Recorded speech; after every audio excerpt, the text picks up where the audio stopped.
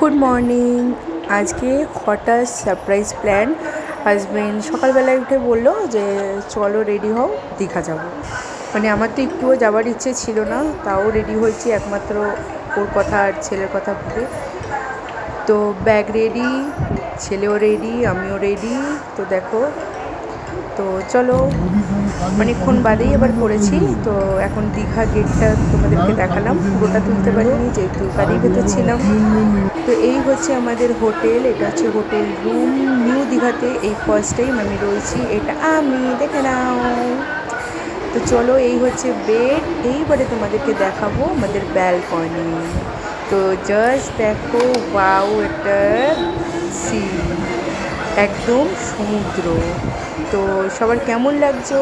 আর এটা হচ্ছে নিউ দীঘায় সাগর হোটেল। তো কারা কারা এই হোটেলে ছিল প্লিজ কমেন্ট করে জানিও। আর এত সুন্দর ভিউটা লাগছিল, জাস্ট অসাধারণ একটা ভিউ। এই ফার্স্ট টাইম আমি নিউ দীঘা হোটেলে। তো দেখো কেমন লাগছে সবাইকে। আর তারপরে আমরা চলে গেছিলাম একটু সমুদ্রের পাড়ে।